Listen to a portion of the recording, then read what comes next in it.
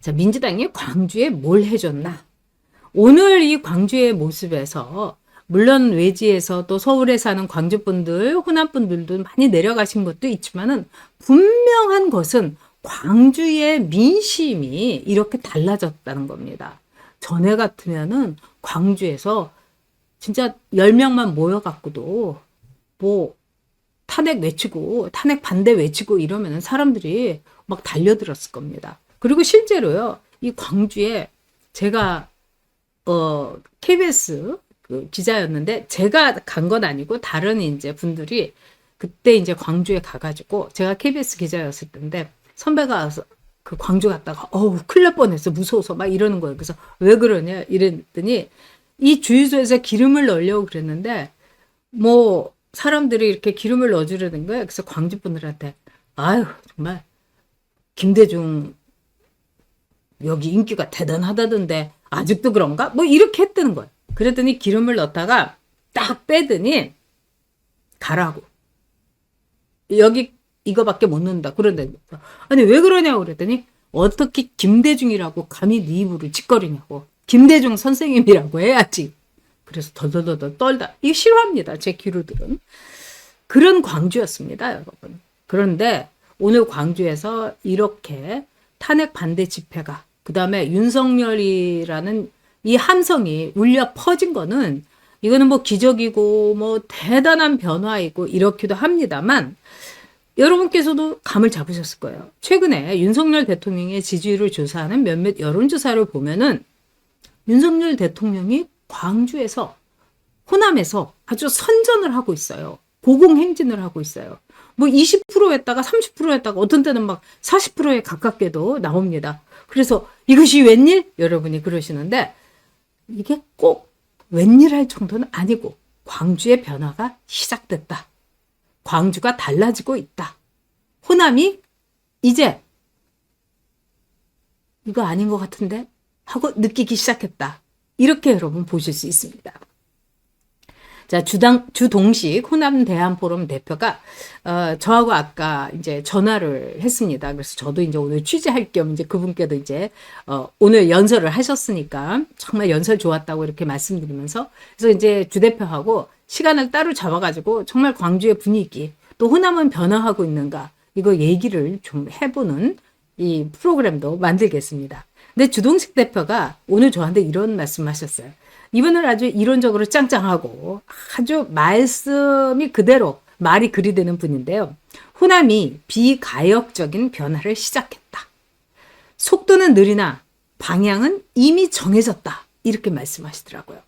자, 비가역적인 좀 어려운 말입니다만 이제 호남은 되돌아갈 수 없는 돌이킬 수 없는 변화를 시작했다는 겁니다. 그래서 지금 속도가 느린 것 같지만은 이미 방향은 정해졌다 이겁니다.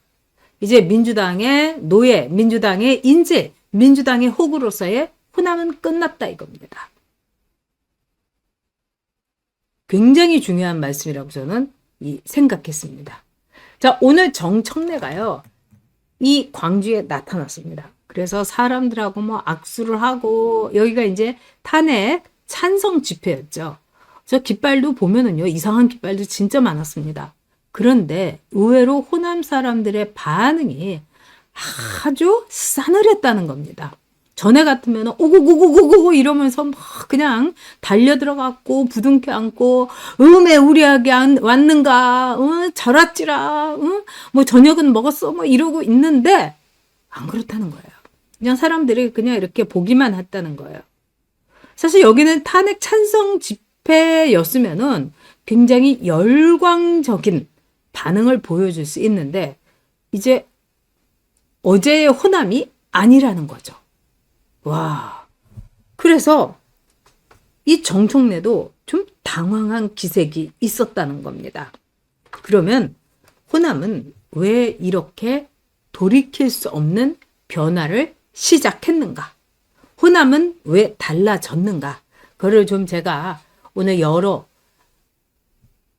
그 비중 있는 이 평론가들, 그 다음에 이 호남에 대해서 늘 연구하고 계신 이 호남 출신의 이 언론인들 몇 분과 통화를 했습니다.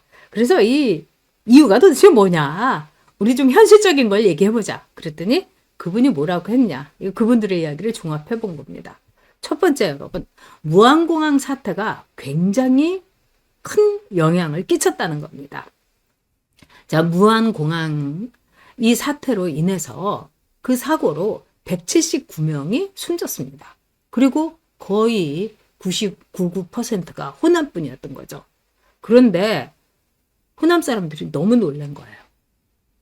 이태원 때는 179명보다 훨씬 적은 숫자가 죽었는데 사망했는데 그 난리를 치고 몇 달 뭐 그냥 해를 넘겨가면서 난리를 쳤는데 이번에 무안공항은 입을 싹 찢고 어떻게 이럴 수가 있는가. 마치 혼합분들이 이렇게 얘기한다는 겁니다. 장례식을 할 때 우리가 요즘은 다 화장을 하지 않습니까? 그리고 뭐 예전에는 이제 묻기도 하고 그래서 뭐 3일장, 5일장 이렇게 하는데 무안공항 사태를 이렇게 보면은 직장을 하는 것 같다. 이렇게 혼합분들이 표현한다는 겁니다. 직장. 여러분 다 아시겠죠? 그냥 사망하면은 그대로 장례를 이제 치르는 겁니다. 애도도 하지 않고 꽃도 없고 십자가도 없는 그렇게 처리를 했다는 겁니다. 그래서 혼합분들이 너무 놀랬다는 거예요. 그래서 무안공항 사태에서 또 호남분들도 자신들의 자화상 이걸 봤다는 거예요. 이 무안공항 사태는 뭐 이미 결과가 다 나온 거나 마찬가지죠. 지역의 토호들과 민주당 정권의 추잡한 담합으로 활주로도 그렇게 짧게 됐고 그 다음에 무안공항이 어떻게 보면은 사실은 일어날 수가 없는 사고인데 인재 중에 인재였던 거죠. 그리고 무안공항은 지어서는 안 되는 건데 이 협작군 같은 국회의원들이 강도 없는 데서 다리를 놔주겠습니다 막 이러니까 또 이제 막 박수치고 내 유권자들이 다리 놓으면 좋지, 지하철 생기면 좋지, 공항 생기면 좋지 이래서 무안공항을 이렇게 정책을 박수를 쳤는데 제일 나쁜 거는 뭡니까? 강도 없는데 당선되고 나서 거기다가 다리를 놓는 겁니다. 무안공항이 그거하고 똑같다는 거죠. 그래서 우리들도 잘못했다. 그리고 지역 토호와 민주당의 추한 짬짬미로 179명이 말 그대로 개죽음을 했다. 그런데 민주당 하는 거 봐라. 저것들이 이럴 수가 있어? 애도도 안 해? 꽃도 안 바쳐? 그리고 다 잊어버렸잖아. 아무도 지금 기억도 안 하잖아. 이렇게 됐다는 겁니다. 그래서 민주당이 우리를 이용만 해먹는구나. 단물만 빼먹는구나. 우리 골수만 빨대를 꽂는구나. 이렇게 혼합분들이 생각한 그 분노가 꿈틀꿈틀. 그래서 오늘 금남로에 광주분들이 쏟아져 나온 거다. 꽤 많이 나오셨다고 그럽니다. 자, 두 번째. 이재명이가 호남에 대해서 뭐 곡성 이 지방 이 지역 경제 여기다가도 뭐 돈을 주고 호남에다가 지원을 해주고 뭐 이러면서 생색을 내는데 호남 분들이 원래 참 잘 살던 분들입니다. 그리고 호남은 전체적으로 제가 볼 때는 굉장히 소비의 그 규모나 또 쓰는 거를 좋아하세요. 또 이제 예향이고 이 놀고 마시고 옛날부터 잘 살았으니까 곡창지대였으니까. 그래서 좀 손이 크세요. 그런데 이재명이가 20만 원 나눠주고 25만 원 이러면서 저게 우리를 어떻게 보고 저렇게 푼돈으로 매수를 하려고 하냐. 응? 저 못 살던 것이. 응? 아니 그래 우리가 그렇게 우스워? 이런 것들이 호남의 이른바 지식인층, 중상층 속에서 굉장히 민주당에 대한 이재명에 대한 반감이 있다는 겁니다. 역시 이거는 호남분들, 호남에 사시는 분들이 이렇게 느끼는 거더라고요. 그러면서 또 하나는 호남분들은 뭐가 있냐면은 여러분도 아시다시피 호남이 머리 좋은 사람들이 많아요. 그래서 서울대학교도 그렇고 뭐 스카이, 서울에 있는 대학교에 호남분들이 참 많아요. 뭐 이게 뭐 인종적인 이런 게 결코 아니고 저도 이제 이 이화여대를 많이 들어오라고 이러면서 호남을 막 돌면서 이제 뭐 설명회 같은 거 이제 뭐 그때 이 동문으로서 이런 걸 했는데 호남에 있는 여학생들의 성적이 서울 못지않게 아주 뛰어났었어요. 그만큼 이제 뭐 머리도 좋고 그래서 이제 이 이대에서도 이 호남 출신 여학생들을 많이 우리가 데려다가 이 사회의 역군으로 키워야지 이대가 살아남는다 뭐 이런 걸로 해서 막 오세요 오세요 뭐 이렇게 하면서 제가 다녔었거든요. 그래서 이 호남 분들은 뭐가 있느냐 좀 번듯한 모습의 호남을 좋아해요. 그래서 관료 얼마나 높은 자리에 호남 사람들이 가 있느냐 얼마나 번듯한데 이 호남 출신들이 쫙 얼굴 내밀고 있느냐 그 성취욕이라든가 또는 이런 거에 대한 이 굉장히 높습니다. 근데 호남 분들이 아무리 그래도 우리가 정과 사범에다가 저렇게 무식한 얘기를 하는 이재명이를 찍을 수 있냐 이런 얘기가 이제 호남의 대학 교수들한테 있었대요. 그래서 아니 어떤 게 있었느냐 이랬더니 이재명이가 이제 원화도 기축통화가 될 수 있다 이런 발언을 해갖고 호남 쪽에 경제학과의 이 교수들이 뒤집어 엎어졌다는 겁니다. 아니 무식해도 응? 어떻게 원화가 기축통화가 된다고 기축통화가 된다는 게 제가 뭐가 뭔지도 모르는구나 이렇게 얘기하면서 너무 무식하다. 저러면은 진짜 나라 살림 거덜내는 거 문재인이 못지않다. 문재인이보다 더 초고속으로 하겠다. 이러면서 아무리 그래도 저렇게 무식한 정과 사범을 우리 머리 좋고 잘난 호남이 찍으면 쓰나 이러면서 이재명에 대한 비토가 굉장하다고 합니다. 여러분. 그리고 세 번째 호남과 대한민국이 이제 더 이상 싸울 수가 없다. 아까 주동식 대표도 오늘 이 연설에서 이 얘기를 했습니다만은 전에는 영호남 갈등이었어요, 여러분. 그러니까 호남 분들도 영남하고 호남의 갈등. 이래서 뭐 화개장터에서 뭐 영남 호남 사이좋게 지내자, 뭐 영호남 부부가 결혼도 하자, 뭐 이런 얘기 많이 있었지 않습니까? 그런데 지금 호남 분들이 굉장히 뼈 아프고 그다음에 위기의식을 느끼는 게 어떻게 우리가 갈라파고스가 된 것 같다. 대한민국에서 우리만 이렇게 똑 뛰어가지고 있는 것 같다. 그리고 내 대학 동창인 서울 친구가 야야야 너희 전라도 그냥 독립해. 그러니까 너무 친하니까 술 마시고 그런 소리를 하는데 그게 가슴에 못이 박히더라는 겁니다. 자, 영남 대 호남의 갈등 구도 여기까지는 뭐 그렇다 치었는데 아니 대한민국 대 호남? 아 이거는 아니지. 이래서 호남과 대한민국이 싸울 수는 없다. 이런 이야기가 호남의 지식층 굉장히 뿌리가 내리기 시작했다는 거예요. 촉촉촉촉 퍼져나간다는 겁니다.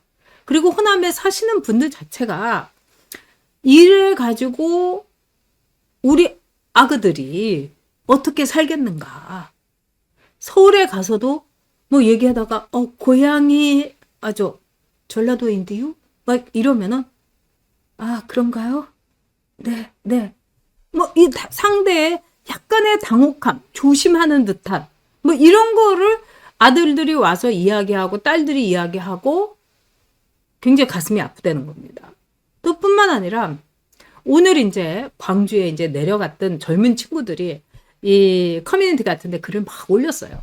그런데 저도 참 가슴이 아픈데 뭐라고 올렸냐? 아니 왜 이렇게 재건축할 건물들이 많냐? 아니 민주당이 그렇게 호남에다가 돈을 퍼주고 저도 그랬죠. 호남 예산은 깎지 않았습니다. 제가 국회의원 할 때. 그렇게 호남에다가 돈을 퍼주고 그러는데 왜 이렇게 그 경기도 안 좋고 건물도 이렇게 그럴듯한 응? 높은 건물도 없고 이건 뭐 이렇게 추락하는 도시 같다. 그리고 왜 이렇게 모든 낡았냐? 왜 조그마냐? 생각보다 응? 너무 아닌데 이런 이야기가 올라오는 겁니다. 이걸 호남 분들은 모르시겠습니까? 더 뼈저리게 느끼는 거죠. 그러면서도 호남 분들이 KTX가 있으니까 쇼핑을 할 때 호남의 번듯한 백화점이라든가 뭐 코스트코라든가 뭐 무슨 이런 좋은데 이런 데가 없으니까 KTX 타고 올라와 가지고 서울에다가 쫙 돈 쓰고 간다는 거예요. 우리는 뭐냐? 근데 우리는 좋은데 우리 아이들에게 과연 미래가 있느냐?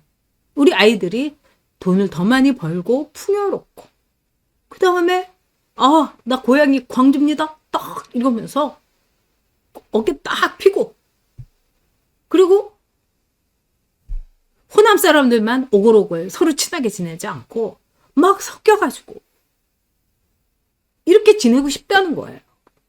이게 호남 분들의 속내입니다. 근데 이번에 민주당 하는 거, 이재명이 하는 거, 그 다음에 영호남의 갈등을 넘어서서 호남과 대한민국이 대립하는 이런 거 우리도 원치 않는다. 정일성 공원은 왜 만들고 강기정이는 왜 그 난리를 쳐가지고 그러면서도 이런 말도 하시더라고요. 자꾸 광주를 민주화의 성지라고 얘기하는데 그것도 이제 그만했으면 좋겠다. 그냥 남들이 성지라고 알아주고 존중해주면 좋지. 우리만 맨날 민주화 성지라고 하면은 뭐 성지라고 하면은 사람들이 뭐 놀러 오냐? 사람들이 이렇게 꼬이냐? 지금 사람 사는 것 같고 그냥 광주였으면 좋겠다. 이렇게 이야기를 한다고 합니다.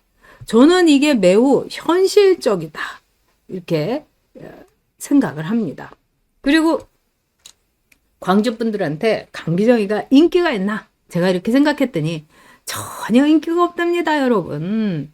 그러니까 이 쉴드 메이리즈님께서 호남 정치인들은 돈 국가로 반납시키고 호남 발전이나 시켜라. 네. 자, 블루나이트님, 광주는 시장만 발달했지 할인 매장, 코스트코 이런 것도 없어요. 네, 전라도 분들이 분노해야 됩니다. 막 이런 겁니다. 그래서 강기정하고 박균택이 여기에서 광주에만 계시고 서울에 오지 마세요. 네, 쓰레기 박균택은 절대 서울에 오지 말라. 이러면서 대한민국 애국 술찬팀의 젊은 층이 이런 이 패널을 들고 오늘 시위도 했었다고 그러는데 이 서울에서 집회를 하러 가건 대구에서 가건 손님 아닙니까? 그러면은 많은 분들이 어저께 저희 단톡방에도 그랬어요. 광주는 맛있는 음식이 너무 많으니까 가서 맛있는 거 드시고 오세요. 뭐 즐기세요. 응? 이 광주 분들하고 잘 지내고 오셨으면 그런 게 많이 올라왔어요.